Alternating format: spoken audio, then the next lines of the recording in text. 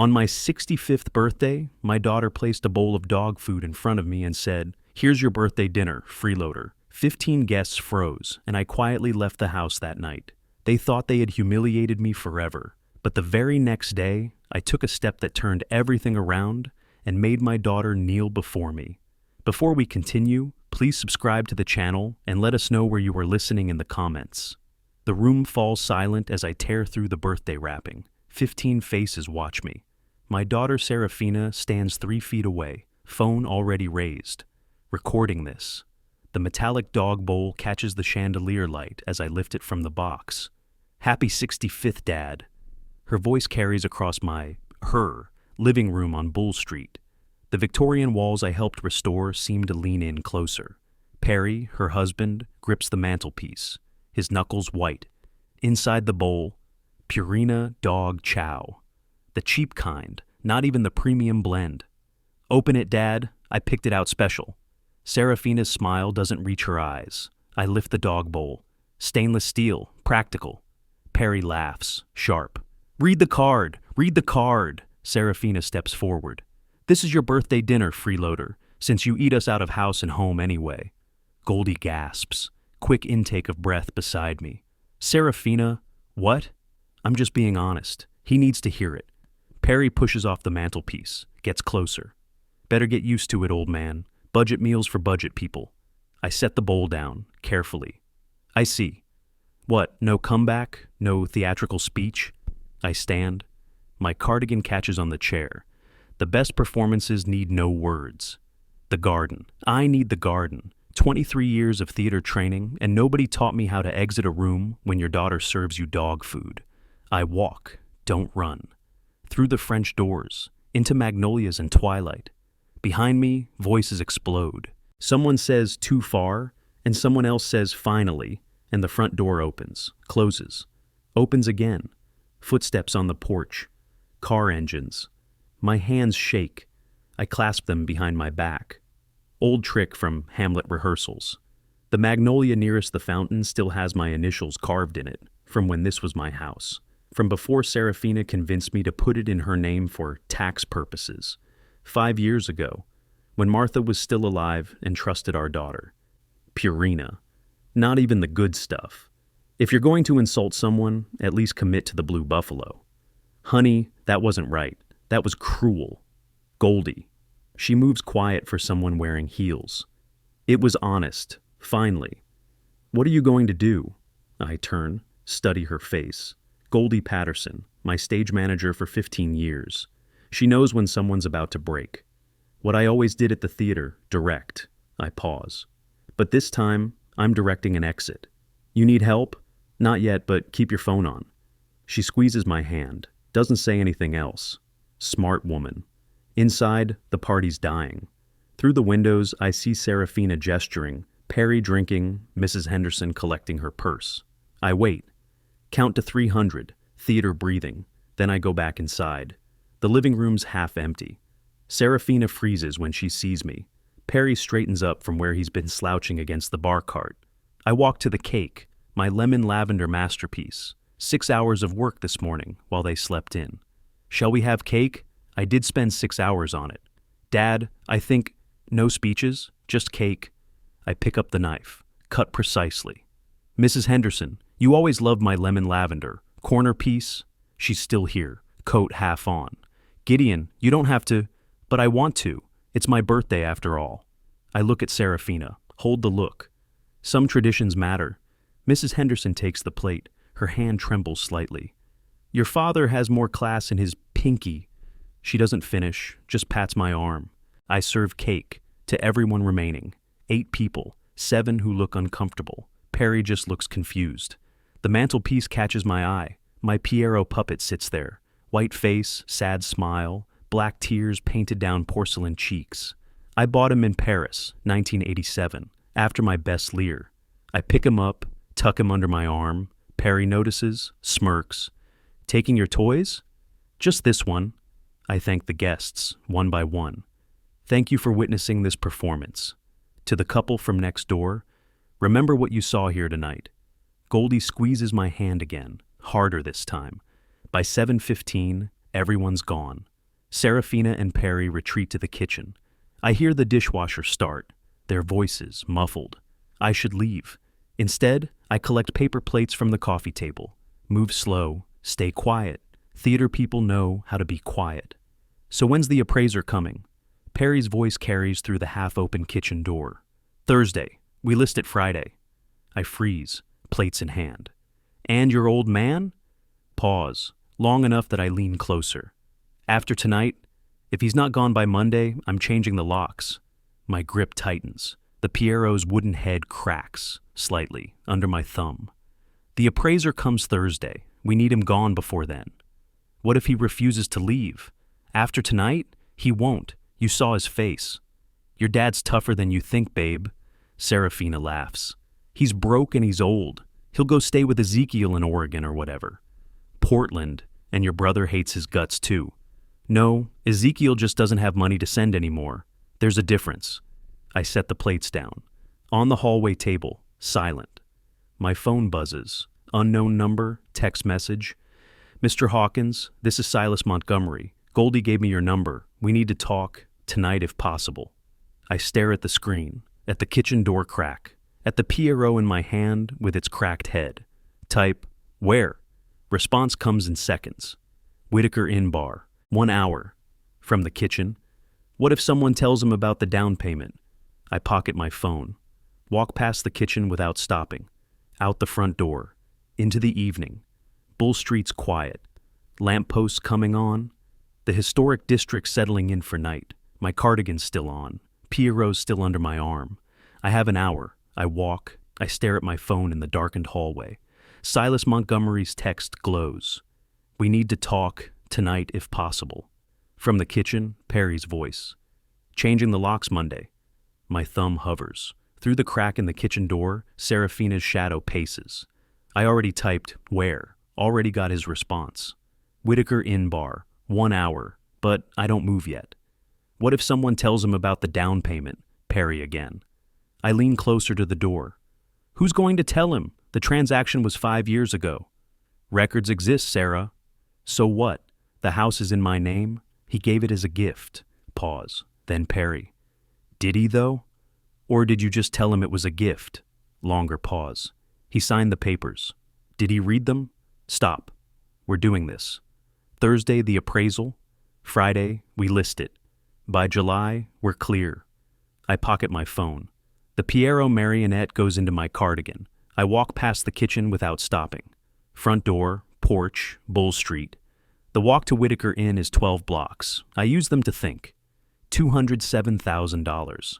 I heard Perry mention it earlier to someone on the phone. $207K and we're drowning. The math assembles itself. Refinance, appraisal. My name nowhere on the deed. 5 years of paying the utilities, the taxes, the repairs, all while they bled money somewhere. My breath comes easier by block 6. By block 10, my hands have stopped shaking. Whitaker Inn sits on Drayton. Old building, shabby clean. The bar's off the lobby, dark wood, brass fixtures that need polishing. Silas sits in the corner booth. I recognize him immediately despite 15 years. Same weathered face. Flannel shirt now, instead of Shakespeare costumes. He's drinking bourbon neat. Goldie said you needed help. Didn't expect it to be tonight. I slide into the booth. When did you become a private investigator? After the theater closed. Turned out playing liars on stage made me good at catching them off stage. He pauses, studies me. What happened? I signal the bartender. Point to Silas's glass. 2. My daughter gave me dog food for my birthday, in front of 15 people. Silas whistles, low. And I need to know why, the real why. You want me to dig into your own kid? I want you to find the truth, whatever it is. The bourbon arrives, I drink, it burns perfectly. This kind of thing, it changes families permanently. It already changed. I just didn't notice until the dog bowl. Silas pulls out a worn notebook, flips it open. Once I start looking, we can't unknow what I find. Good, I'm tired of not knowing. He clicks his pen. Okay, give me 3 days. I'll find out what they're hiding. Pause. Where are you staying? Here, Whitaker Inn, room. I checked the key the desk clerk gave me. 207. Ironic. What? That's how many thousand they owe. Goldie heard Perry mention it to someone. I set down my glass. 207,000. Give or take. 23 years of theater training, and this is my best performance yet. Sitting calm. While my daughter's debt matches my motel room number, method acting. Stanislavski would be proud. 3 days, I say. Then what? Then you decide what to do with what I find. We talk for 90 minutes. Silas takes notes. I give him names, dates, everything I remember about the house purchase. The gift conversation, Martha's signature on the witness line, my banking information from that time. You didn't read the papers? Serafina said it was standard estate planning. After Martha died, I trusted her. Silas doesn't say anything, doesn't need to. By 10, I'm walking back. Same 12 blocks. Slower now. The Bull Street house is dark except for the second-floor bedroom. Their room. I use my key, quietly. The house creaks. These old Victorians talk. I know which floorboards sing and which stay silent. Theater training, backstage movement, third floor. The guest room where I've been sleeping for 6 months. Sofa that folds out. My clothes in a corner. My marionettes on the bookshelf watching with painted eyes. I lie down. Don't undress. Voices drift up from below. Serafina and Perry. Their bedroom door must be open. Think he'll leave quietly? After tonight, he doesn't have a choice. Your old man's tougher than he looks. He's 67 and broke. Where's he gonna go? I stare at the ceiling, count the cracks. 11. Same as yesterday. Can't sleep. Won't sleep. At 2 a.m., rain starts. Spring thunderstorm. Perfect. I pack. 2 suitcases, clothes, my grandfather's pocket watch. Theater programs from 35 years. Reviews, the good ones and the brutal ones. My marionettes go into 3 boxes. Pierrot, Columbine, Harlequin, the full Commedia dell'arte set, bubble wrap from the closet. Each one wrapped like treasure, because they are treasure. At 2:30, I carry the first load downstairs. Rain covers the sound. Thunder helps. Second floor, the hallway, step, creak. I freeze, loose floorboard, the one by the bathroom. I forgot. Serafina and Perry's bedroom door is 15 feet away. Light underneath. The voices stop. Footsteps approach. My heart hammers. The box of marionettes feels like 50 pounds. The doorknob turns. I don't breathe. Probably the house settling. These old places. Perry's voice, muffled. I guess. Come back to bed. The footsteps retreat. I wait. Count to 300. Again. Then move. Faster now. Less careful. The mistake rattled me. I make 3 trips total. Leave behind photo albums, my favorite reading chair, books, no time. Too risky. The note takes 5 minutes to write. My slanted script, distinctive enough that they'll know it's real. The show is over. Intermission. I prop it on the mantelpiece, where Pierrot used to sit. At 2:47, I walk out. The rain soaks me within a block. 12 blocks back to Whitaker Inn, carrying suitcases, dragging boxes. 67 years old in a thunderstorm at 3 a.m. Packing my life into boxes at 2 a.m. In the rain. At 67. This is either the lowest point of my life or the first scene of my comeback tour. To be determined. The desk clerk looks sympathetic, doesn't ask questions. Room 2107, 3rd floor, no elevator. I climb. Slowly. Inside, I arrange the marionettes on the dresser. Pierrot, Columbine, Harlequin. They watch me with their painted eyes. I'm still in wet clothes when I dial Ezekiel. 3:15 a.m. here, 12:15 in Portland. Dad, it's 3 a.m. there? I left. Silence. Then, what? Left where? Your sister's house. I'm at a motel. What happened? She happened. Perry happened. I'll explain later. Dad, are you safe? Define safe. Not in danger, not hurt. Then yes, safe. I pause. But not okay.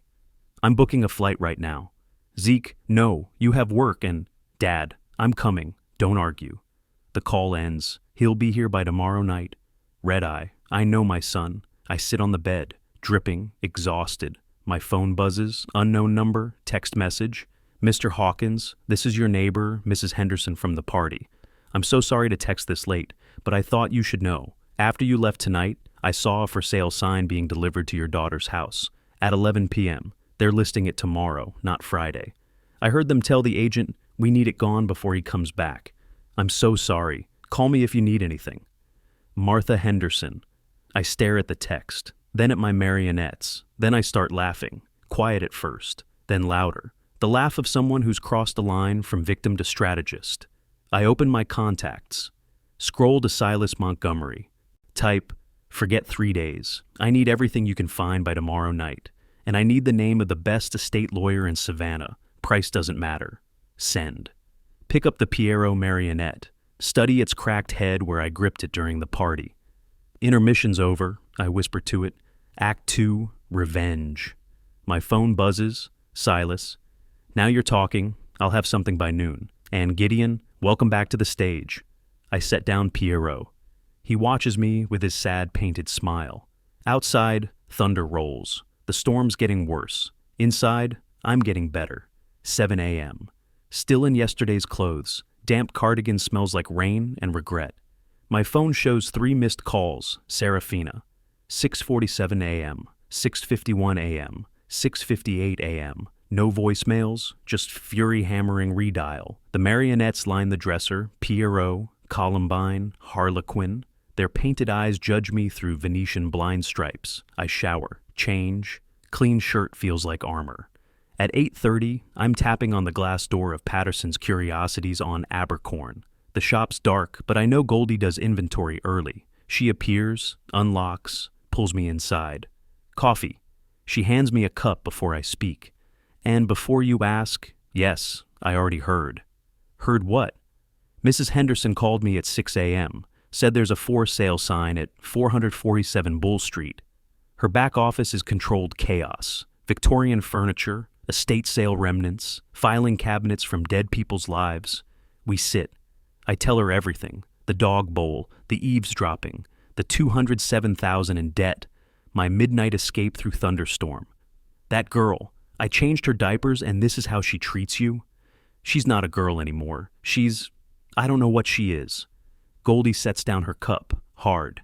She's a fool, and fools can be manipulated. I look up, sharp. Goldie. What? You think I ran this shop for 40 years without learning how people work? Honey, I can find out everything about her finances by Thursday. I know 3 people who know her real estate broker. I can't ask you to...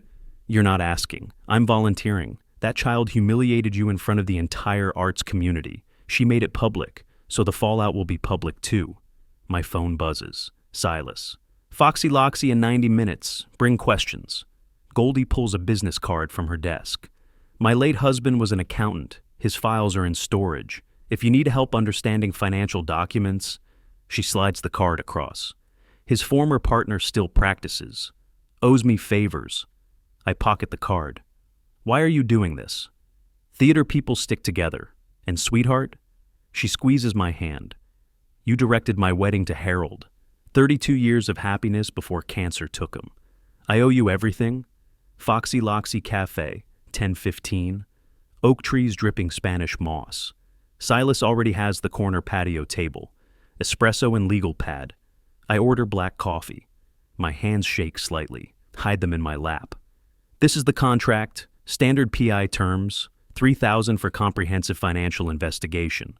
I read. Slowly. Theater taught me. Always read the fine print. Make it $2,500. I'm broke, remember? Silas crosses out the number. Writes new one. Done. Theater family discount. What exactly will you find? Everything they don't want found. Bank records, credit reports, legal filings, business registrations. If they sneezed wrong, I'll know about it. How long? Preliminary report today. Deep dive by Wednesday. I sign. My hand steadier now. Wednesday works. That's before the house appraisal. You want to stop the sale? I want to understand it first, then decide. Silas spreads documents across wrought iron. Credit reports, property records, business filings. Started with public records, then called some people. He taps a page. Found multiple red flags. I lean forward. Your daughter's broke. Define broke. $207,000 in debt, give or take. The folder opens. Numbers swim. I focus. How is that possible? She sells million-dollar homes. She sold $1 million home 2 years ago. Commission was 70 grand. They spent 90. On what? Keeping up appearances, Mercedes lease, country club membership, Perry's consulting business that consulted exactly nobody. He taps a document. See this? Personal loan from Coastal Credit Union. $42,000 at 18% interest. When did they take this? 6 months ago, same week you moved in with them. The coffee tastes like ash. What else? Perry has a lawsuit. Guy named Marcus Chen claims Perry promised 200% returns on tech investment, delivered 0. Classic fraud pattern. How much? 45,000 plus damages. Can they pay it? Silas laughs, short. They can't pay their country club dues. That's why they need you gone, to sell the house. I studied the property deed. Transaction date, June 2020, 5 years ago. 2 months after Martha died. I was grieving, I say, quiet. Serafina handled all the paperwork. Did you read what you signed? She said it was tax paperwork, estate planning. Easier if the house was in her name. Silas nods, doesn't judge. Might be legal recourse if you can prove financial elder abuse. Undue influence. Can we? If you have bank records from 5 years ago showing your payment. I have them somewhere. Find them today. He closes the folder. Gideon, this isn't just family drama. This is theft. At 2 p.m., I'm back at the motel. Boxes everywhere. I search. Silas calls while I'm elbow deep in archive papers. I'm looking for a thank you card, light blue envelope. Serafina's handwriting. From when? 5 years ago. House closing. She gave it to me at the title company. You kept it? I kept everything. 35 years of directing theater taught me. Document everything. Rustling. More boxes, theater programs, reviews, props inventory sheets. There. Light blue. My hands don't shake now. Got it. Dad, thank you for helping us buy our home. We'll take good care of it together. Our is underlined. Twice. Silas whistles. That's your smoking gun? Why? She acknowledged joint ownership in writing, 3 days after closing. That's not gift language, that's partnership language. I sit on the bed. Read the card again. Her handwriting, cheerful, loving. You're the best father anyone could ask for. All those beautiful things from people who died. Families sold everything. How poetic. I'm living the estate sale while I'm still alive. 4 p.m. Weakness moment, I call her. Ring, ring. She answers fast. Sarah, it's Dad. We need to talk about what? About how you snuck out like a thief? I left a note. I just needed space after what? After I told you the truth? That you're a financial burden? Is that what this is about? Money I can help with? Help? You don't have anything. You live off Social Security and our charity. Charity? I paid for half that house. 5 years ago. What have you done lately except eat our food and take up space? I baked your wedding cake. I helped you move 7 times. I babysat your friends' kids so you could... Ancient history. Wake up, Dad. You're dead weight. And we're done carrying you. Click. I sit. Phone in hand. 47 seconds. That's how long it took her to destroy me. My phone rings. Silas. How'd it go? My voice comes out flat. She called me dead weight. Ouch. You okay? Long pause. No, but I will be. What do you need? Find everything, Silas. Everything they're hiding. Gideon, are you sure? Once we start digging? I'm sure. She made her choice. Now I make mine. What changed? I stopped being her father. Now, I'm just the director of a very interesting production. I open my notebook. Right at the top, cast, protagonist, me, antagonists, Serafina and Perry. Supporting ally, Ezekiel, technical crew, Silas and Goldie. Below that, act structure. Act 2 has begun. 7:30 p.m., organizing documents, production binder taking shape, phone rings, unknown Savannah number. Mr. Hawkins, this is Cynthia Torres from Magnolia Title Company. I'm handling the closing for 447 Bull Street, your daughter's property. I'm listening.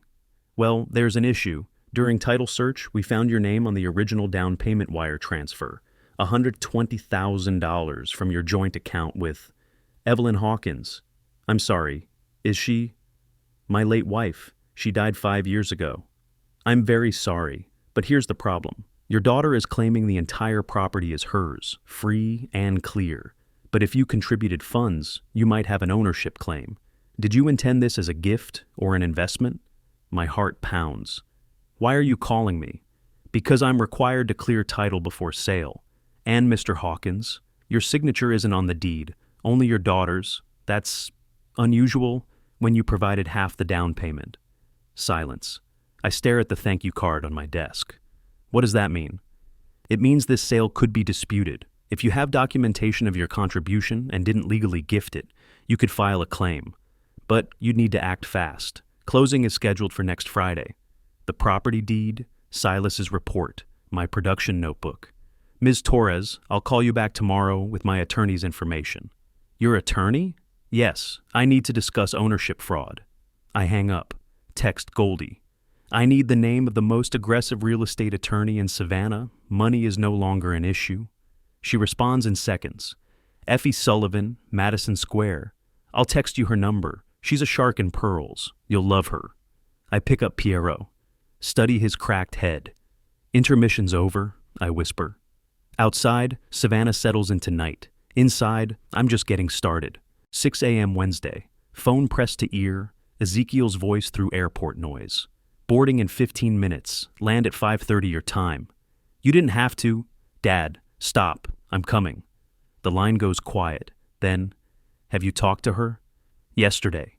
She called me dead weight. Jesus. Pause. Okay, new plan. We destroy them, legally. Zeke. No, she crossed a line. See you tonight. He hangs up. My son, the good one. 8 a.m. Silas arrives with coffee and a 3-inch binder. Complete financial investigation. You're going to want to sit down. We spread everything across the motel bed. Credit cards, loan applications, court filings, business registrations. LLC filed 18 months ago. Garrett Consulting Solutions. No business activity, no income. Why create it? Tax fraud, probably. Or they planned something that fell through. He flips pages. 7 credit cards between them, all maxed. Country club membership, $12,000 a year. But they haven't paid for roof repair. $18,000 estimate sitting unpaid. How do they survive month to month? They don't. That's the point. Silas taps another document. They refinanced your house twice since you paid down payment. Pulled out equity. Spend it. The words land like stones. My house, your money, her name. Can we prove I paid? If you have wire transfer receipt, yes. I pull it from my folder. $120,000 to closing company, June 15th, 2020. Silas studies it. 2 months after your wife died. She handled everything. Said I shouldn't worry about paperwork while grieving. Classic undue influence. He makes notes. You need an attorney, today. 11 a.m.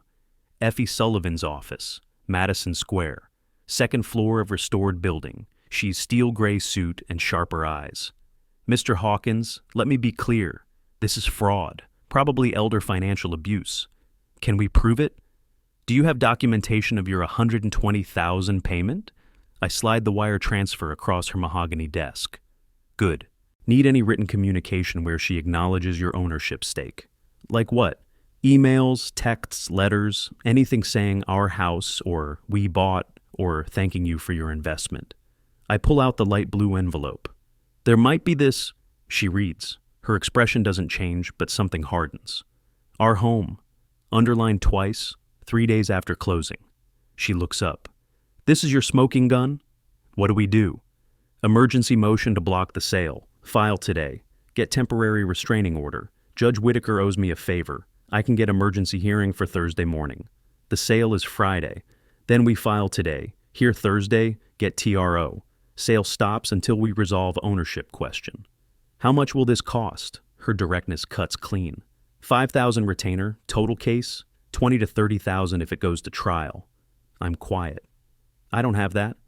You have $120,000 equity in a house. We'll get it back, plus damages. I'll take the case on partial contingency, 30% of recovery plus costs. My hand extends. We shake. Your daughter committed multiple forms of fraud. Impressive, really. She always was an overachiever. Effie almost smiles. Let's use that against her. Overachievers leave paper trails. I taught her to document everything. She learned too well. The student becomes the master, and the master becomes the prosecutor. 5:45 p.m. Airport arrivals. Ezekiel emerges, taller than me now, has been for years. We embrace. He smells like airplane and rage. Where are they? I want to... No, not yet. Dad, she gave you dog food in front of people. She deserves a lot of things. But revenge served hot is just assault. Revenge served cold is justice. In the car. So what's the plan? First, we talk strategy. Then we execute, like a good production. This isn't theater, Dad. No, it's better. The audience is bigger and the reviews are permanent. 7 p.m., Forsyth Park. We sit by the fountain. Sunset turns everything gold. Okay, so legally you have a case. What else? Attorney files emergency motion tomorrow. That stops the sale. And then we investigate Perry's fraud lawsuit. If investor wins, Perry's liable for $45,000 plus damages. They can't pay it. Good, let him drown. No, we use it. Financial pressure makes people desperate. Desperate people make mistakes. You sound like you're directing a play. I am. It's called The Consequences of Cruelty. 3 acts, currently in Act 2. Ezekiel almost smiles. What's Act 3? That depends on them. They can apologize and negotiate, or they can fight. If they fight, I pause. I'll make sure they lose everything. Jesus, Dad. Not Jesus, just a theater director with good documentation and better lawyers. He's quiet. Then, so, what's your plan for Perry? I was thinking the public humiliation, financial ruin, possible jail time. You know, the basics. He laughs. You've changed. No, I've just stopped auditioning for Father of the Year. That show closed. And opened what? Revenge. The musical. It's a one-man show. 2-man. I'm your supporting actor. Fine, but I get top billing. Silence. Comfortable. Then Ezekiel says, she's still your sister, my daughter. What if... I pause. What if we're the ones going too far? Too far? Dad, she gave you dog food, stole your money, tried to sell your house. I know, but once I file this lawsuit, there's no going back. She'll hate me forever. She already hates you. She proved that. Maybe she's just desperate. Maybe if I talked to her, explained, you tried that. She called you dead weight. I'm quiet. I raised her, changed her diapers, taught her to read, walked her down the aisle. Now, I'm destroying her life. No, she destroyed her own life. You're just holding up the mirror, I think. Long moment. You're right. I didn't create this situation. I'm just refusing to be the victim of it. The doubt passes, hardens into something else.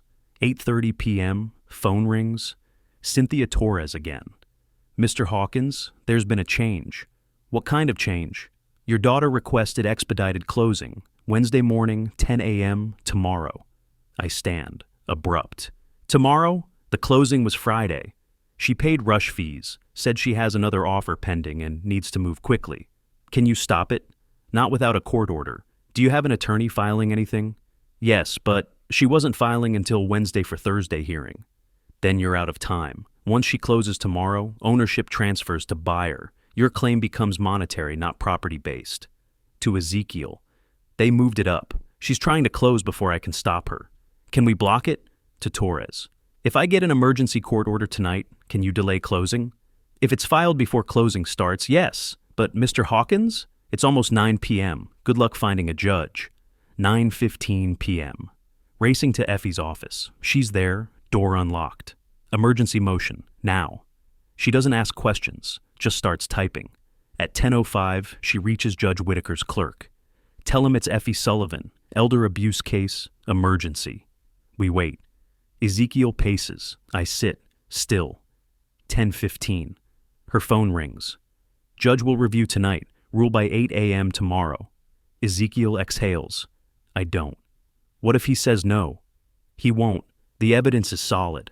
My phone buzzes. Unknown number, text message. Dad, it's me. We need to talk. Tonight. Please. I'm at the house. Come alone. Sarah. I show Effie and Ezekiel. Effie, don't go. It's a trap. Ezekiel, she's trying to manipulate you. Another text. I know you're filing something. I know about the lawyer. Can we please talk before lawyers get involved? I'm so sorry about the dog food. Perry pushed me. Please, Dad, one conversation.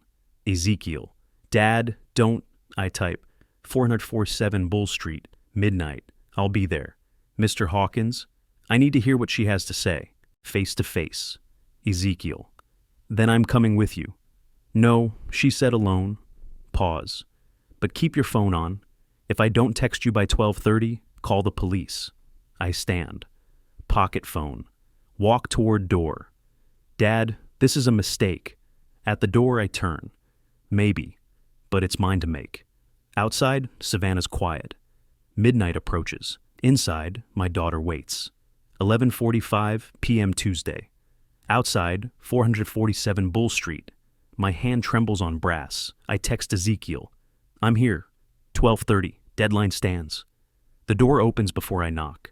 Serafina stands there. Sweatpants, messy bun, no makeup, exhausted. Dad. Not, thank you for coming, or I'm sorry. Just Dad, like a label. Inside, the living room looks smaller. The sofa where 15 people watched her hand me dog food 3 days ago. She sits, pats the cushion beside her. I stay standing. Please sit. I'm fine here, she sighs. Dad, I'm so sorry. The dog food thing, it was Perry's idea. I told him it was too much. You didn't look like you were disagreeing when you handed it to me. I was drunk. We both were. We're under so much financial stress, and stress doesn't justify cruelty. I know, you're right. That's why I want to make it right. She slides paper across coffee table. This releases your claim to the house. In return, we'll give you $10,000. Clean break. I pick it up. Read. Quit claim deed. You want me to sign away $120,000 for $10,000? It's all we can afford right now. After the sale closes, maybe we could... No. Her face changes. Tears dry fast. Dad, please. We'll lose everything if this sale doesn't go through. You should have thought of that before you put dog food in a bowl and called me a freeloader. I said I'm sorry. I walk to the door. Turn. Apologies don't erase actions. They just make you feel better about them. Where are you going? See you in court. Outside, midnight air feels clean. Wednesday morning, 8 a.m., Chatham County Courthouse. Judge Whitaker's chambers smell like old books and furniture polish. He reads Effie's emergency motion, studies the thank you card. Mr. Hawkins, did you intend this $120,000 as a gift? No, Your Honor. I believed I was buying partial ownership of a home where I'd live with my daughter's family. And your daughter's card here suggests she understood that? Yes, Your Honor. Serafina's cheap lawyer, some guy she hired Tuesday, looks panicked, shuffles papers, drops them. Judge Whitaker reads the card aloud. Thank you for helping us buy our home, and our is underlined, twice. Beautiful, like watching an actor realize they've forgotten their lines. Ms. Garrett, why would you underline our if your father was simply making a gift? Serafina's attorney. Your Honor, that's just casual family language. Counsel, I'm asking your client. Serafina stammers. I meant our family's home, not specifically ownership. So when you wrote, we'll take good care of it together, what did together mean? That he'd live there with us. And he contributed $120,000 for the privilege of living in your home? Silence. Then, it was, yes? Judge Whitaker's skeptical look could stop traffic. I'm granting the temporary restraining order. Sale is blocked pending full ownership hearing. Next Wednesday, same time. Ms. Sullivan, excellent work. Ms. Garrett's counsel, I suggest settlement discussions. The gavel falls. Serafina's phone rings at 8:45. Title company. I watch her answer from across the hallway. Her face goes from pale to red to purple.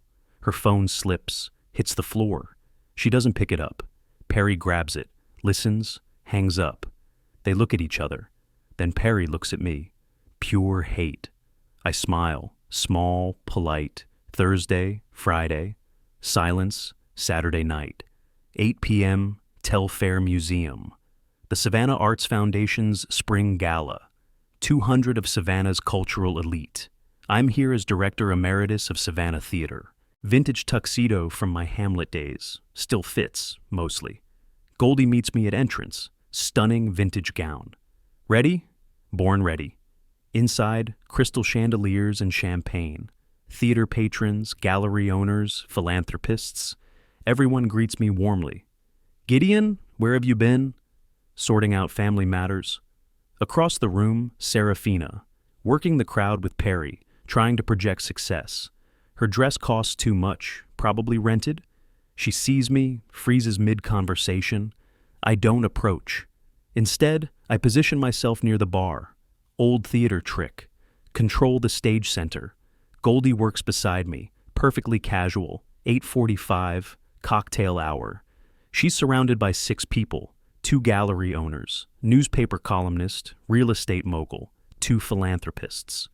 Oh, did you hear about Gideon's birthday last week? Quite the celebration. I sip champagne. Watch the room. Philanthropist. Gideon, we've missed you at these events. Where have you been? Oh, sorting out some family matters. Goldie. Speaking of family, did you hear about his birthday? Gallery owner. Oh, how did you celebrate? Goldie. Well, it was quite memorable. His daughter gave him a rather unique gift. I try to interrupt. Goldie, no. A dog bowl, full of Purina dog chow. Shocked silence. Beautiful. Newspaper columnist. I'm sorry, what? Presented it in front of 15 guests. Called him a freeloader. Told him it was his birthday dinner. Real estate mogul. You're joking. I sigh. Theatrical. I wish she were, though I'll admit it was well staged. The dramatic timing was impressive. Philanthropist. That's horrifying. Who does that? Someone under financial stress, apparently. Still, one would hope for more creativity. It was Purina, not even the premium blend. I felt undervalued. They laugh, uncomfortable. Perfect. Gallery owner. Wait, your daughter is in real estate, isn't she? Serafina Garrett? Yes. She's here tonight. I was considering listing my Tybee property with her. I keep my voice mild. That's entirely your business, of course. Gallery owner stares at me. Then, perhaps I'll explore other options. The story spreads. I watch it ripple through the crowd like wind through wheat. By 9:30, Serafina's networking attempts die. People turn away, literally, mid-sentence. By 10, she's radioactive. 10:30. She corners me near coat check, her face red, beautiful, like a ripe tomato. How dare you? You're telling everyone our private business. I stay calm, aware people are watching. I haven't told anyone anything. People ask questions, I answer honestly. You're destroying my reputation. Your reputation is the natural consequence of your actions. I'm merely the messenger. This is revenge. You're doing this because you're bitter. No, dear. Revenge would be putting dog food in your bowl. This is simply transparency. Everyone's staring. Yes, that happens when you raise your voice at a charity gala. Perhaps lower it. You're a manipulative old man, softly, and you're a thief. But only one of us is making a scene. Security approaches, museum staff, name tags. Ma'am, I need to ask you to calm down or leave. Serafina. This isn't over. I know, Act 2 has several scenes remaining. Security escorts her out. Perry follows, glaring. Someone's phone was filming. I saw the light. 11 p.m., parking lot, walking to my car, footsteps behind me, fast. You think you're so smart, old man? Perry, aggressive, getting closer. I turn. I think I'm adequately prepared, yes. You're destroying us. No, you destroyed yourselves. I'm just declining to be collateral damage. If you don't drop this lawsuit, you'll what, Perry? Silas steps from shadows. Perfect timing. Perry stops, recognizes him. Who? Montgomery? Mr. Hawkins has retained my services, security consulting. You're following him? Protecting him. From people who make threats in parking lots. I button my coat. I'd suggest leaving. Museum security has cameras. Perry. This isn't finished.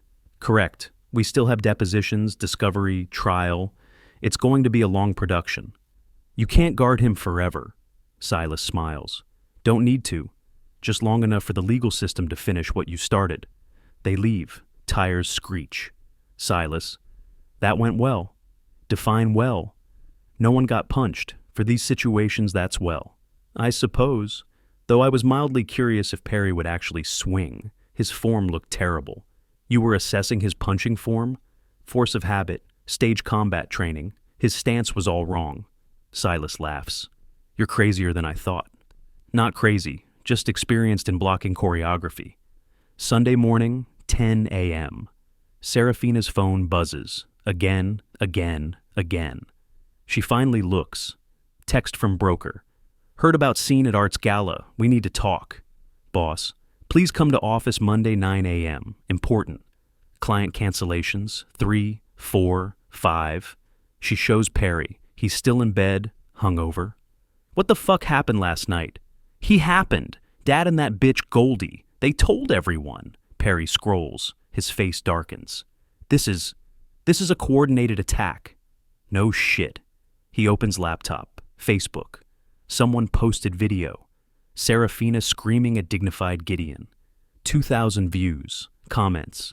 Who yells at their elderly father like that? She gave him dog food apparently. I'd never trust a real estate agent who treats family like this. Perry. Can we sue for defamation? For what? It's all true. I did give him dog food. I did yell at him. Okay. We drop the house sale. Focus on damage control. We can't drop the sale. We owe $207,000. Then what do you suggest? Serafina's voice goes quiet, dangerous. We fight back. If he wants war, we give him war. Sunday afternoon, 3 p.m. I unlock my motel room door. Stop. Someone's been inside. Document box is opened. Papers scattered across bed. My marionettes rearranged on dresser. Piero faces the wall now, not out. Nothing stolen, just disturbed. I call Silas. Don't touch anything. I'm 5 minutes away. While waiting, I notice my notebook, the production notebook, open on desk. Specific page showing. Act 3, financial destruction. Someone read everything. On the desk, playing card. Queen of Spades, handwritten note. Serafina's handwriting. 2 can play theater, Dad. Enjoy Act 2. Act 3 will be more interesting than you planned. S. My phone rings. Unknown number. Perry's voice. Check your email, old man. We found something interesting about your friend Silas. Turns out he's not quite the Boy Scout you think he is. See you in court. I open email. Police report, 2008. Silas Montgomery. Evidence handling. Fired. Outside, Silas's car pulls up. This just got complicated. Silas reads the police report on my phone. His jaw tightens. Professional job. They knew what they were looking for. Your strategy notes. Tell me about 2008. The truth. He sits heavily on motel bed. I was 25, new cop, domestic violence call, husband beat wife. I collected evidence, but chain of custody paperwork was sloppy. Defense attorney claimed evidence was compromised. Case fell apart. Did you plant evidence? No, I was disorganized, not corrupt. But the police chief didn't want a lawsuit, so I was fired. Why didn't you fight it? I was young and stupid, thought it would blow over. It didn't. I became a PI because no department would hire me after that. Do you regret it? Every day. Not because I lost the job, because that woman went back to her husband and he killed her 6 months later. My paperwork mistake let him walk. I'm quiet. That's not your fault. Feels like it is. Silas, I need to know. Are you fabricating any evidence in my case? He meets my eyes. No, everything I've given you is real. I learned my lesson the hardest way possible. Then we're disclosing this preemptively. We control the narrative. Perry will use it against me. Let him. I'd rather work with a man who made one mistake and learned from it than someone who's perfect on paper and corrupt underneath. Monday afternoon, Luther Payne's coffee shop. Former entertainment columnist, now freelance. I spread documents across table. Perry's failed startups, Marcus Chen's lawsuit. 2 other defrauded investors Silas found. Luther whistles, low. This is a pattern. Can you write it? Is this revenge journalism? It's legitimate news. Perry's defrauding people. They deserve to know. Luther studies me. Your daughter's married to him. My daughter stole $120,000 from me. She made her choice. He picks up his pen. When do you need this? Wednesday morning, ownership hearing day. That's pointed timing. That's strategic timing. Tuesday evening, my phone rings. Serafina. Dad, please, Let's settle this. I'm listening. 50,000 cash. You drop the lawsuit, we give you the money within 60 days. I paid $120,000 5 years ago. Plus I should have paid rent. What's fair? $2,000 monthly? That's another $120,000. That's insane. Is it? You benefited from my investment. You lived in a house I helped buy. You owe me. We don't have $240,000. Then you should have thought about that before serving me dog food. She's crying now. I can't do this anymore. This is destroying us. Yes, that's rather the point. You're cruel. No, dear, I'm fair. Cruelty was your innovation. I wish you'd never come to live with us. Interesting. I wish you'd never stolen $120,000 from me. But here we are, both disappointed. She hangs up. Ezekiel texts, "You okay?" Getting there. Wednesday, 9 a.m., ownership hearing. Judge Whitaker presides. Both sides present evidence. Effie's brilliant. Wire transfer. Thank you card. Timeline of me being told house was jointly owned. Serafina's lawyer is overmatched. Stammers, drops papers, twice. I counted.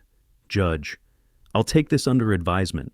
But Ms. Sullivan, Mr. Hawkins, your motion to establish ownership interest is credible. Ms. Garrett's attorney, your client's position is weak. I suggest settlement discussions. Next hearing, Wednesday next week. 10 a.m., still at courthouse. My phone explodes. Goldie sends link. Perfect timing. Luther's article, published. Tech consultant or con artist. Local entrepreneur faces fraud claims. Perry's photo. Marcus Chen's interview. 2 other victims. Serafina's attorney sees it too. His face goes sour, like he'd swallowed a lemon. Perfect. He files emergency motion. Plaintiff is waging media smear campaign to prejudice judicial proceedings. 2 p.m., judge's chambers. Both attorneys called in. Effie emerges 20 minutes later, calls me. Judge is pissed, says no more articles, no more public revelations. If he sees another piece timed to hearings, he'll consider sanctions. Understood. Gideon, you pushed too hard. The article worked, though. Yes, but now your best weapon is constrained. No more media. We'll adapt. Wednesday afternoon. Serafina's real estate agency. Her boss calls her in. Voluntary leave until family legal matters resolve. Translation. Suspended. She calls Perry at 2 p.m., screaming. Did you see the article? Did you see it? Of course I saw it. Everyone saw it. You told me your consulting business was legitimate. You said Chen was just a difficult client. It's not my fault your father went to the press. No, it's your fault you defrauded people. Multiple people. There's a pattern, Perry. Like you're innocent, you stole $120,000 from your dad. I didn't steal. I structured the purchase smartly. You committed fraud, same as me. We're the same. No, I did it for US. Your fraud schemes were for you. Your ego. Your I'm going to be a tech genius fantasy. At least I tried. You just married into a family with money, then bled it dry. My father wasn't rich. That $120,000 was his life savings. And now he wants it back. With interest, which we don't have. Because of your plan to flip the house. You told me to kick him out. You said he was dead weight. He was dead weight, but now he's a fucking missile aimed at us. Where are you going? Out. Away from this. Away from you screaming. Perry, handle your father yourself. This is your family drama. I'm done. Door slams. Thursday morning. Perry files bankruptcy. Chapter 7. Friday afternoon. Perry files divorce. Silas brings me the court documents. He's protecting himself. Smart, evil, but smart. You admire that? I admire competent villainy. He's at least strategic about his cowardice. Silas laughs. Most people would be angry. Oh, I'm furious, but I can appreciate tactics even in my enemies. Theater training, I've played villains. Respect the craft. Saturday evening, the old Pink House restaurant. Dinner with Ezekiel, celebrating. Week went well, despite article blowback. Dessert arrives, my phone buzzes. Unknown number, photo attached. I open it, my breath stops. Evelyn's grave, Bonaventure Cemetery. Fresh flowers. Note propped against headstone. Evelyn, I'm so sorry Dad is destroying our family. I wish you were here to stop him. He's not the man you married. Love, Serafina. I show Ezekiel. His face goes dark. She's using Mom's grave? Phone rings. Serafina, I answer on speaker. Dad, I went to see Mom today, to ask her what to do. My voice shakes. You left that note on her grave? I needed to talk to her. She'd understand what I did. She'd tell you to forgive me. Don't you dare. She always said family forgives. That's what she'd want. I stand. Restaurant patrons look. Your mother would be ashamed of you. Using her grave to manipulate me? I'm not manipulating. I'm desperate. You're destroying me. You destroyed yourself. Leave your mother out of this. But Dad, if you go to that grave again, if you use her memory again, I will make it my mission to take everything you have. Not just the house. Everything. Quiet. Then, you already are. No, I've been proportional. But if you weaponize your mother's death, I'll become disproportionate. Test me. I hang up. Sit heavily. Ezekiel. Dad, are you okay? She crossed a line. Yeah. I was willing to settle, eventually. Some number less than $120,000. Let her keep the house, just pay me back partially. And now? Cold settles over me. Now I want everything. The house, the money, her dignity, all of it. Phone buzzes, another photo, same grave. But Serafina's in frame now. Kneeling, crying, selfie angle, social media post, caption. Asking Mom for strength while Dad destroys everything she built. Family betrayal, Yashkar's elder abuse. I start laughing, dark, genuine. Dad, I show him, she just handed me the case. Elder abuse hashtag, while fighting my elder abuse claim. She's documenting her own manipulation. Ezekiel reads, Oh my God, she's so desperate she's not thinking straight. I screenshot it, text to Effie, type back to Ezekiel. Act 3 starts Monday, time to finish this. Outside, Savannah's quiet. Inside, I'm just getting started. 6 a.m. Sunday, I check social media. Serafina's grave post has 347 shares, 89 comments, most sympathetic to her. Poor woman, her father is being so cruel. Family should forgive. Elder abuse goes both ways. I text Effie. We have a problem. She's winning the sympathy war. Response immediate. Saw it. Don't engage publicly. Let me handle this. Meeting Monday 8 a.m. Bring Ezekiel. 7:30. Knock on motel door. Registered letter. Legal notice. Serafina and Perry are suing me. Defamation. My orchestrated media campaign destroyed their careers. Damages sought, $20,000. I laugh, actually laugh. They're drowning and throwing anchors at me. Monday morning, Effie's office, 8 a.m. sharp. She's reviewing the defamation lawsuit when her phone rings. Unknown caller, speaker. Ms. Sullivan, this is Warren Blackwood. I'm the attorney representing Serafina Garrett and Perry Garrett. Effie. Mr. Blackwood, we just received your lawsuit. We'll be filing response within... Actually, I'm not calling about that. I'm calling to warn you. Silence. Excuse me? Is Gideon Hawkins there? I lean forward. I'm here. Pause. Then, Gideon. It's Warren. Warren Blackwood. We did Hamlet together in 1998. My breath catches. Warren. Laertes to my Polonius. 27 years ago. Warren. I'm withdrawing from your daughter's case. But first, I need to tell you what they're planning. The revelation unfolds. Warren did his homework over the weekend, found the thank you card, Luther's article, courthouse records. Gideon, she lied to me, told me you were mentally unstable, that Goldie and Silas were manipulating you. She showed me the grave post as proof of your cruelty. And you believed her? Until I didn't. Then I kept digging, found your evidence, found Perry's fraud pattern, found their whole house of cards. Effie, why are you calling us? Because they're planning to file bankruptcy today, 2:30 p.m., then claim Gideon's lawsuit caused their financial ruin, make him liable for vexatious litigation. That's absurd. I know, but there's more. Moving truck arrives at 2 p.m. today. They're emptying the house, taking everything valuable, claiming it's personal property not subject to future judgment. I sit forward. Can they do that? Effie. Technically, yes, if items aren't specifically listed in court orders. Warren, which they aren't, yet. That's why I'm warning you. Why help me, Warren? 1998, opening night. I forgot my entire Act 5 soliloquy. You fed me every line from backstage, saved my career. Theater people have long memories. That was 27 years ago. Also, your daughter lied to my face about you being mentally incompetent. I don't appreciate being manipulated, so consider this my exit. I'm withdrawing this afternoon, citing conflict of interest. Effie moves fast. By 9 a.m., she's drafting emergency motion to freeze assets. Warren formally withdraws at 9:15, files conflict of interest notice. His phone rings. Serafina? He puts it on speaker. Warren, what the hell? You withdrew from my case? Yes, conflict of interest. What conflict? We just hired you Friday. The conflict is, I know your father, and I know you lied to me. I didn't lie about anything.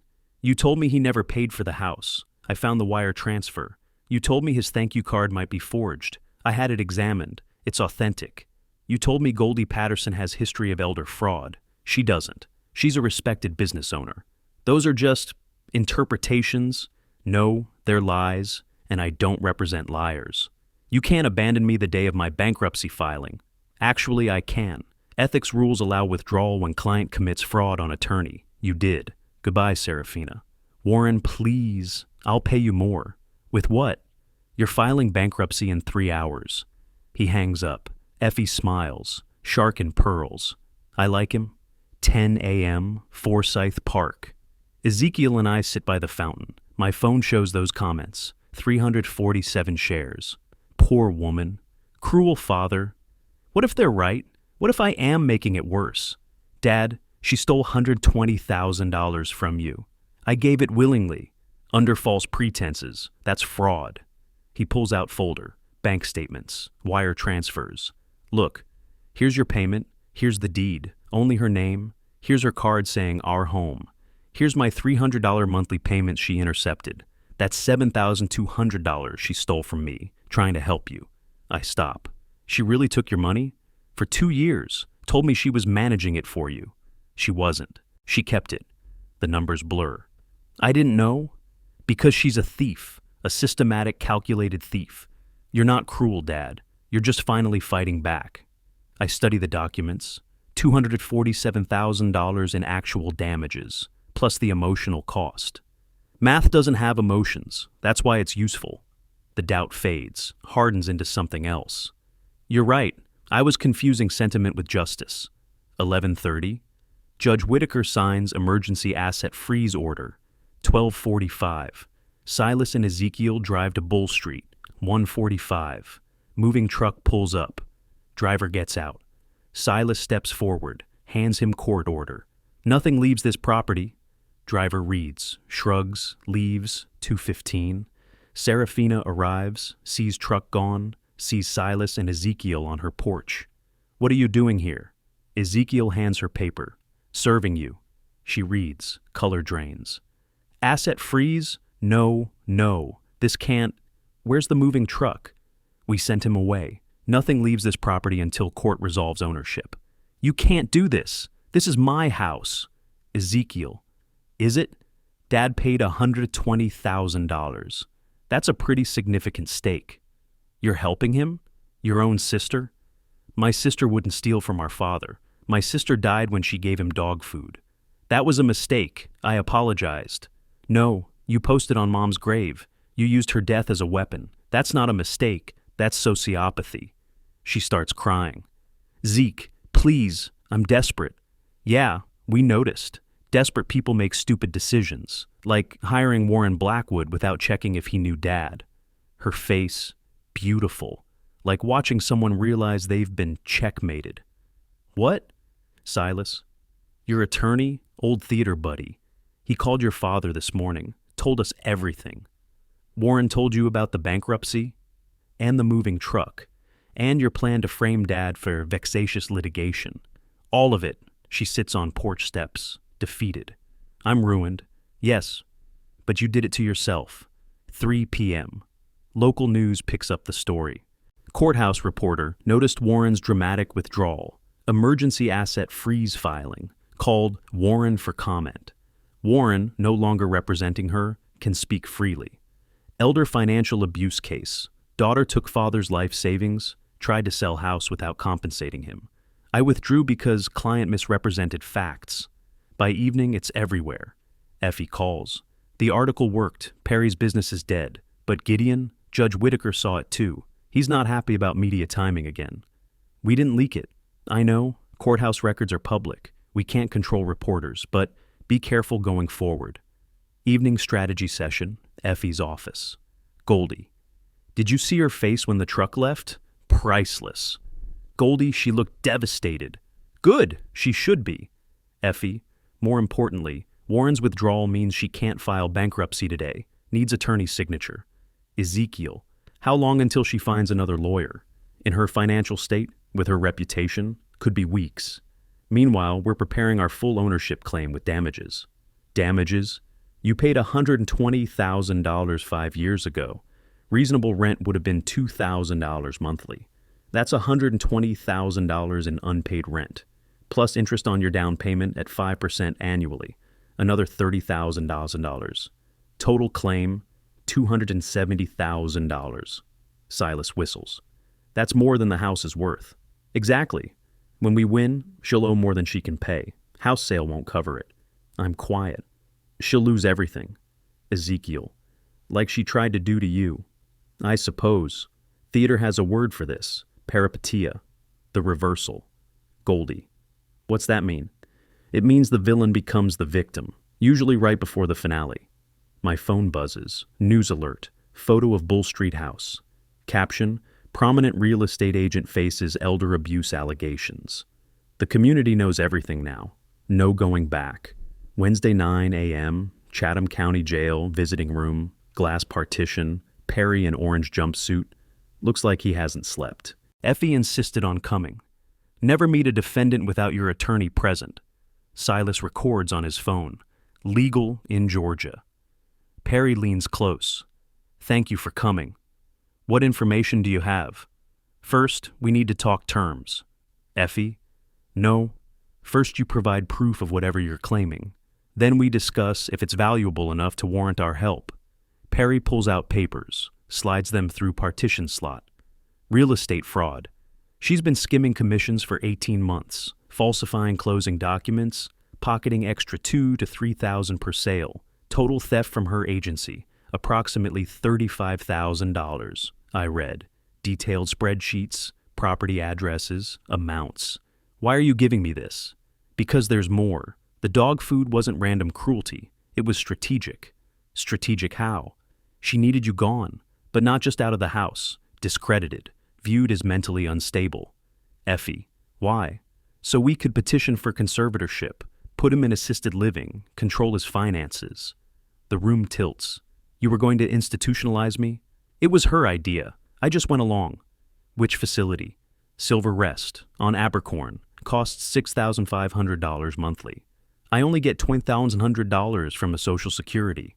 Exactly. The math didn't work. So Sarah figured, make you look unstable, get conservatorship, then put you in the cheapest nursing home that accepts Medicare. But bill the court like we were paying $6,500. Pocket the difference. Effie. That's fraud. Multiple kinds of fraud. Yes, that's why I'm telling you, I want a deal. I stare at him. You're bargaining with my potential imprisonment. Because I'm going to prison anyway for my fraud charges. Might as well bury Sarah on my way down. She was going to let me take the fall alone. Fair's fair. He has emails, printed brochures with Serafina's handwriting. $6,500 month, his SSI $2,100. We net $4,400 profit plus keep house. She calculated profit margins on my institutionalization. What do you want? You talk to the DA. Tell them I'm cooperating against Serafina. Ask for reduced charges, misdemeanor fraud instead of felony wire fraud. I'll testify against her. I'll give you everything. Effie, you're offering to destroy your wife to save yourself? Ex-wife. I filed for divorce Friday. And yes, absolutely. 1 p.m. Wednesday. Wells Fargo delivers foreclosure warning to Bull Street house. $85,000 due by July 10th, or property goes to auction. My phone rings. Serafina, screaming. You did this. You told the bank. The bank runs credit checks. They found out themselves. $85,000 in 30 days. We can't, Dad, please. Can I what? Lend you money? Yes, I'll pay you back after what? You have no income, no job, your husband's in jail. What's your plan for repayment? I don't know. I can't lose the house. Interesting. That's exactly what I said when you tried to sell it without compensating me. That's different. How? Because this is my home. Correction, it was our home. You made it yours exclusively. Now it's the bank's. Funny how these things work out. You could stop this. You have money, I laugh. Bitter. I have $45,000 in savings. You told me I was broke and pathetic. You gave me dog food. And now you want me to give you $85,000. Please, Dad. Here's my answer. No, enjoy foreclosure. I certainly won't be enjoying it, but I'll be watching. I hang up. Thursday morning, 8 a.m., Serafina's phone rings. Marcus Wade, new attorney she hired Wednesday for $5,000 payment plan. Ms. Garrett, I'm withdrawing from your case. What? You just took it yesterday. You failed to disclose relevant facts, specifically the alleged conservatorship plot. That's not... Perry made that up. He's lying. He has your handwriting on Silver Rest brochures, notes calculating profit margins on your father's institutionalization. We were exploring options. For committing elder abuse. Ma'am, I'm a bankruptcy attorney. I handle financial distress. I don't defend criminal elder abuse. You need a criminal attorney. I can't afford a criminal attorney. Then you need a public defender. I'm filing withdrawal this morning. Do not contact me again. Wait, I already paid you $1,000 deposit. I'll refund it, minus consultation hours. You'll get $300 back. Click. She throws her phone across the room. It shatters against Victorian wallpaper. Thursday, 2 p.m. Her phone rings again. Different number. Ms. Garrett, this is Christine Torres from Pacific Capital Lending. We saw your foreclosure notice. We'd like to make an offer. Hope floods her voice. What kind of offer? We buy distressed properties, cash offers. We could pay off your Wells Fargo mortgage, give you a fresh start. How much would I get? Well, your house is worth $680,000. Your mortgage is $410,000. We'd offer $450,000 cash. She calculates fast. $450K minus $410K mortgage, nary $40,000. If I settle with Dad for $20K, I'd walk away with $20,000. Exactly. Not ideal, but better than foreclosure. Yes, let's do it. Wonderful. I'll have our attorney draft purchase agreement. We can close in 10 days. She opens wine, calls friends. I found a buyer. I'm saved. For 90 minutes, she feels hope. 3:30 p.m., Christine calls back. Ms. Garrett, I have bad news. Our underwriting team reviewed the ownership dispute more carefully. And your father's claim is substantial, $270,000. If we pay you $450,000 and he wins his case, he'd have first lien. We'd have to pay him from our purchase price. We'd be short $230,000. But can't we just... I'm sorry, this property has too much title risk. We're withdrawing our offer. Click. She sits, stares, throws the wine glass at wall. Red streaks down white wallpaper, starts laughing, manic, broken, then crying, then screaming. No one hears. She's alone. Friday morning. Savannah Morning News, headline, local couple plan to institutionalize elderly father to control finances. Luther's article. Perry's evidence. The nursing home plot. Everything. My phone explodes. 47 missed calls. Savannah Theater releases statement. We stand with our former director emeritus. Her real estate agency posts, Serafina Garrett is no longer affiliated with our company. Someone spray paints elder abuser on her car overnight. Friday, 8 p.m. Neighbors hear sounds from her house, screaming, breaking glass, sobbing. Mrs. Henderson calls police. Wellness check. Officers arrive 8:30. She answers, disheveled, barefoot, mascara running, holding wine bottle. Ma'am, we got a wellness check call. Are you okay? She laughs, hysterical. Am I okay? Am I okay? I'm being foreclosed on. My husband's in jail. My father destroyed my life. So, no, officer, I'm not okay. Ma'am, have you been drinking? Not enough, apparently. Want some? They call mental health crisis team. She collapses in doorway, sits. You can't help. No one can help. It's over. Everything's over. Crisis counselor arrives. 2 hours later, convinces her to voluntarily admit to Candler Hospital's psychiatric unit. 72-hour hold. Saturday morning. Silas calls. Your daughter was taken to Candler psych ward last night. Long silence. Is she okay? Physically, yes. Mentally, that's why she's there. This is what winning looks like. This is what consequences look like. Saturday evening. The old pink house. Same booth as before. Glass of scotch. Reviewing documents for Monday's emergency hearing. My phone buzzes. Hospital number. Mr. Hawkins, this is Dr. Sarah Chen, psychiatric attending at Candler Hospital. Your daughter is under our care. She's asking to see you. Just you. She says she needs to tell you something before Monday's hearing. Visiting hours Sunday 2 to 4 p.m. I type, what does she want to tell me? She wouldn't say. Only that you need to know the truth about why she really did it. Another text. For what it's worth, she's been crying for 8 hours straight. Whatever happened, she's genuinely destroyed. Ezekiel walks in, sees my face. What is it? I show him. You're not actually considering going? I don't know. Dad, she's manipulating you, again. Maybe, or maybe she finally wants to be honest. It's a trap. Probably, but what if it's not? Then what? You forgive her? Drop the lawsuit? Long pause. I don't know, but she's my daughter, even after everything. She stopped being your daughter when she planned to institutionalize you. Did she, or did she just become a daughter I don't recognize? Phone rings. Effie. Don't go to that hospital. It's a setup. She wants you to drop the suit. You don't know that? Yes, I do. Standard playbook for desperate litigants. She's not a litigant. She's my daughter. Then at least take Ezekiel and record everything. I hang up. Look at Ezekiel. I'm going tomorrow, 2 p.m. Then I'm coming with you. She said alone. I don't care.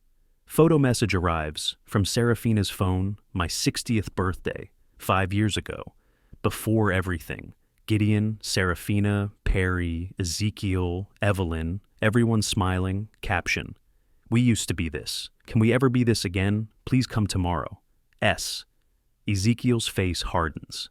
Now she's using Mom's photo? I stare at it. She's reminding me what we lost and asking if it's recoverable. It's not. She destroyed it. Maybe. But I need to hear her say why, face to face, one last time. Outside, Savannah's quiet. Inside, everything waits for Sunday. Sunday 2 p.m. Candler Hospital Psychiatric Ward. Ezekiel's hand on my shoulder. Last chance to turn around. No, I need to hear what she has to say. Phone recording already started in my pocket. Dr. Chen meets us, 40-something, kind eyes, exhausted. Mr. Hawkins, thank you for coming. She's in the common room. I should warn you, she's fragile right now. So was I, when she gave me dog food. She nods slowly. Fair point. This way. Common room, sparse, institutional, plastic chairs, generic landscapes, fluorescent hum. 3 other patients scattered, reading, watching muted TV. Seraphina sits by window, hospital sweats, gray, shapeless, no makeup, hair back, face puffy. She's lost 15 pounds, gaunt, hollow-eyed, doesn't look up when we enter. I walk slowly across the room. Ezekiel stays back, bodyguard position. I stop 3 feet away. You wanted to talk. She looks up, eyes red, swollen, broken. Dad? I sit across from her. I'm listening. Thank you for coming. I'm not here to reconcile. I'm here to listen. You said you had truth to tell. The truth is, I'm sorry. I'm so sorry. For what specifically? For the dog food, for trying to sell the house, for everything. That's not truth. That's apology. What's the truth? She's crying now. The truth is I was greedy. Perry told me you were a burden, and I wanted to believe him because it justified taking what I wanted, which was money, freedom, a life without responsibility. Responsibility like caring for your elderly father? Whisper? Yes. Silence. She wipes her eyes with tissue, shreds it between fingers. Do you remember when I was 7? You took me to the theater for the first time, backstage. I saw you directing and you were magical. Everyone listened to you, respected you. I remember. You said you wanted to be like me when you grew up. I did. I wanted to be important like you, to have people look at me the way they looked at you. So you chose real estate. I chose money because I thought money would make me important, would make people respect me. Did it? She laughs, bitter. For a while. Then it made me a thief, and now everyone knows. Not everyone. Just everyone in Savannah. That's everyone who matters to me. Then you should have acted differently when it mattered. Dad, please. If the house sells, if you take $165,000 from it, I'll have nothing. Literally nothing. I had nothing. You were fine with that. That's different? How? Explain how it's different. Because you had savings, which you stole. $120,000 of my life savings. I didn't steal. You gave it under false pretenses. While I was grieving your mother, that's called fraud. Quiet. I know. Then stop acting like you're the victim here. I am a victim. Perry manipulated me. Did he hold a gun to your head? Did he force you to give me dog food? Did he force you to plan my institutionalization? Crying, no. Then you're not a victim. You're a perpetrator who got caught. She sets down water glass, looks at me directly. What do you want from me? What would make this stop? I lean forward. I want you to understand something. You had choices every step of the way. When you needed money, you could have asked me for a loan. When Perry suggested cruelty, you could have said no. When I moved in, you could have charged me fair rent instead of stealing my down payment. You had 100 chances to be decent. You chose cruelty at every turn. I made mistakes. No, mistakes are accidental. You made choices. And now you're facing the consequences of those choices. That's not revenge. That's justice. But I'm your daughter. You were my daughter. The girl I raised wouldn't have done this. You became someone I don't recognize. And that's your tragedy, not mine. Barely audible. What does that mean? It means I'm done. The lawsuit proceeds. The house sells. You face whatever comes, and I move on. Without me? You chose to be without me when you put that bowl in my hands. 2:45, commotion outside, shouting, security rushing, Perry's voice, loud, threatening. Ezekiel's already on his phone, then stops. Silas already called them. Through glass doors, Perry being restrained. 2 officers arriving, checking his record, handcuffs. He's screaming my name. I don't turn. Serafina behind us. He's my husband. I finally turn to her.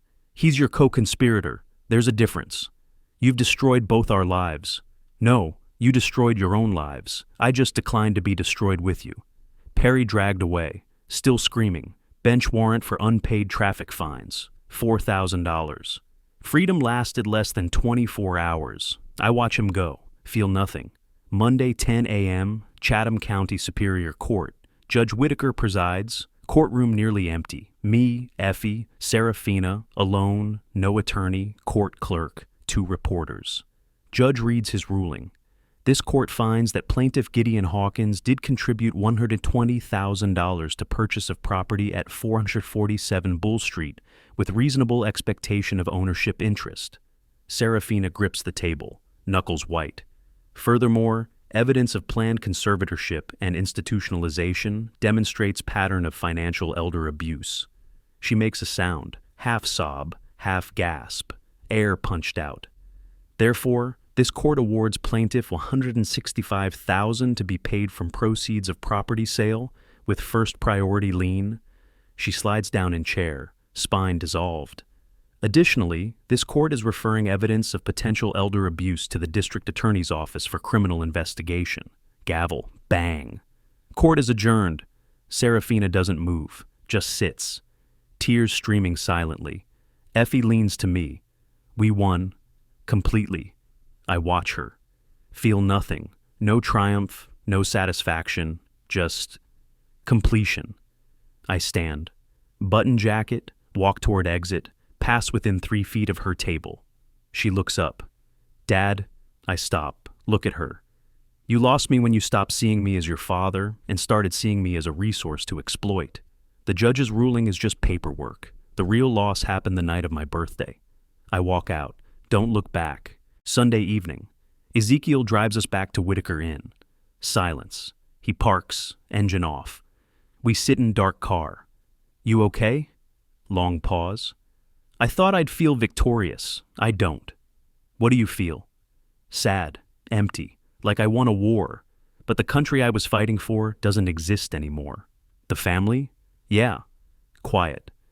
That family ended the night of your birthday, Dad. You're just accepting it now. Doesn't make it hurt less.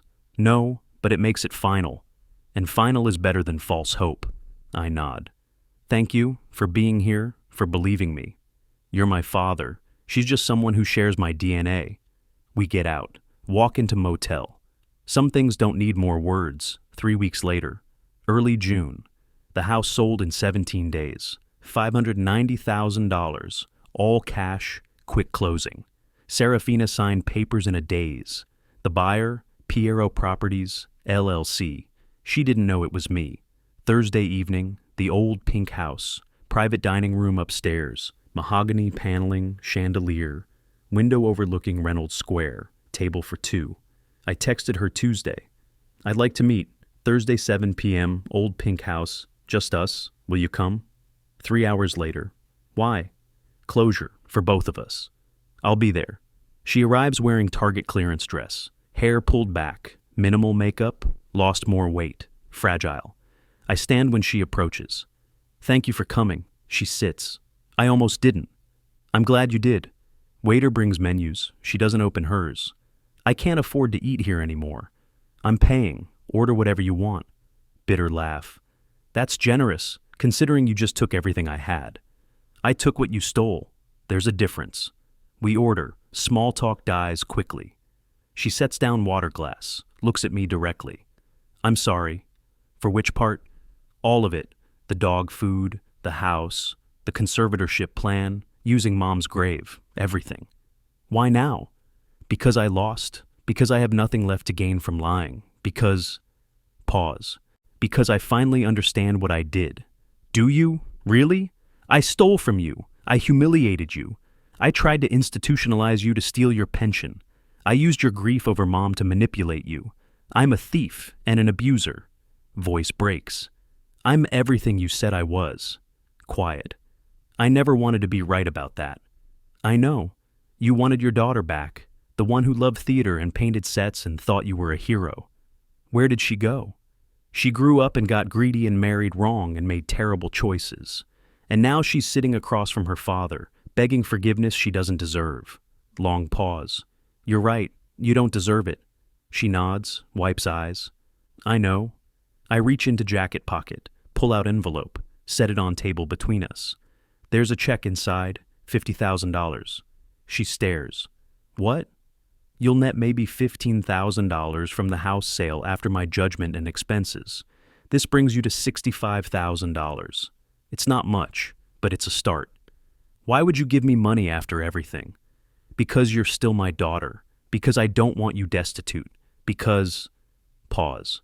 Because I can afford to be generous now that justice has been served. She reaches for an envelope. My hand stops her. But there are conditions. She withdraws. What conditions? You use this money to leave Savannah, start over somewhere new. Charlotte, Atlanta, doesn't matter. But not here. Your reputation here is destroyed, and frankly, mine can't survive your presence. You're exiling me. I'm giving you an opportunity. Stay in Savannah, broke and unemployable, facing criminal charges. Or take this money, go somewhere no one knows your story, and rebuild. And if I stay, then you stay without this check, and without me. We never speak again. And if I leave, then we're civil, not family, not friends, but not enemies. You can call me once a year on Christmas. I'll answer. We'll exchange pleasantries. That's it. That's all. That's all you've earned. She stares at envelope. Long moment. Then at me. Will you ever forgive me? I don't know. Ask me in 5 years. She picks up envelope. Where will you be in 5 years? In my house, living my life, directing community theater again, maybe, being Ezekiel's father, but not being your father anymore. That role is retired. Tears falling. That's the cruelest thing you've said. No, the cruelest thing would be pretending we're fine when we're not. I'm being honest. You can hate me for it, but you can't say I'm lying. The house sold so fast, I got $590K, way under value, The buyer didn't even negotiate. Some LLC called Pierrot Properties. Slight smile. Pierrot, Italian sad clown, used in Commedia dell'arte. Why are you telling me this? Because I thought you should know who bought your house. She realizes. No, that was you? I bought my house back. Yes. That's brilliant and cruel. No, cruel was the dog bowl. This is poetic. I stand to leave. I hope you find whatever you're looking for. Genuinely. She stands. What am I looking for? Redemption, maybe, or just survival. Either way, good luck. Will I see you again? Christmas phone call, that's it. What if I need help before Christmas? Then call Ezekiel. He's more forgiving than I am. Dad? She reaches for my hand. I step back. Don't. We're not there anymore. She drops her hand. I understand. Do you? I'm trying to. Then keep trying, in Charlotte, away from here. I walk out. Don't hug her, don't look back. Clean exit. 6 weeks later. Late July. Morning routine, coffee on balcony overlooking Bull Street, my house. Ezekiel thumps around upstairs, plays music too loud. I don't mind. Tuesday, volunteer at Elder Wright's office. Give presentation. Recognizing financial abuse, a personal story. Standing ovation, 3 people approach. My daughter is doing this. Can you help? I refer them to Effie. Wednesday, community theater board meeting, planning season. I suggest King Lear.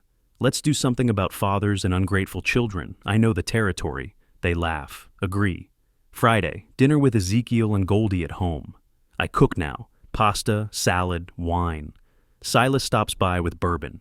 These are my people. Chosen family, weekend, estate sales with Goldie, Forsyth Park with Book, watch families, feel, okay, not happy, not sad, just present.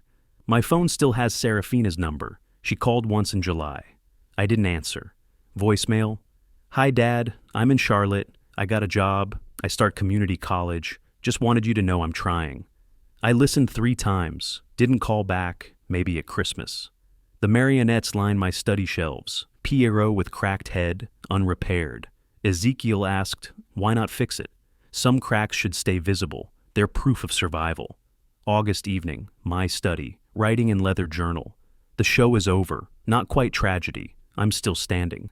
Perhaps a morality play, the kind where everyone learns what they should have known. Cruelty has consequences. Family is who shows up, not who shares your blood. The curtain has fallen. But the theater is mine again. Tomorrow, there's another performance, different play, better casting. I close journal. Look at Pierrot on shelf, walk to window, Bull Street below, historic, beautiful, mine. Ezekiel's music plays faintly upstairs. I smile slightly, not happy. A survivor's smile. I have my house, my son, my purpose, my peace.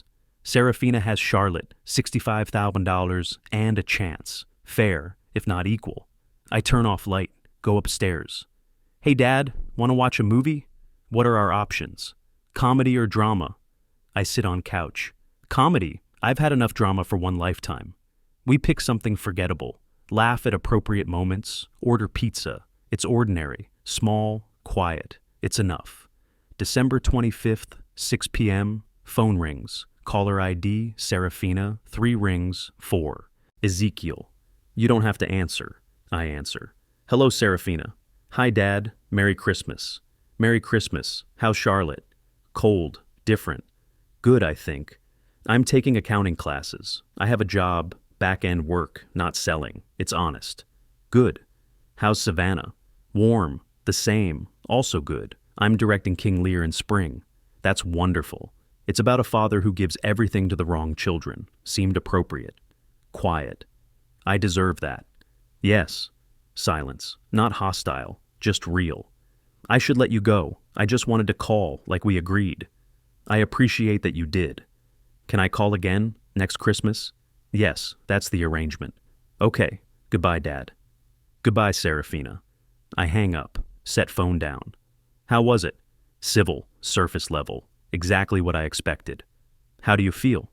Sad, relieved, both. Think you'll ever forgive her? I look at Christmas tree, small, tasteful. Ask me in 9 more years. Later that night, email from attorney, official notice, Perry arrested in Tampa, extradited, sentenced to 4 years. New evidence, the conservatorship paperwork was more advanced. They had already forged my signature on preliminary forms. DA Jennifer Palmer's note. Given this new evidence, we're reopening investigation. Serafina will be indicted within 30 days. I read twice. Look at phone. Serafina's number's still on screen. She doesn't know yet. Won't know until she's arrested. Her fresh start has 30 days left. I could warn her. 1 call, I delete the email. Don't call, walk upstairs to bed. Tomorrow I'll decide. Tonight, I'm too tired to be merciful. Some battles never really end. They just pause between acts. The mountain air felt clean through the open window. Not happiness yet. That would take time. But peace. Finally. If you like this story, please like this video, subscribe to the channel, and share your impressions of this story in the comments. To listen to the next story, click on the box on the left. Thank you for watching.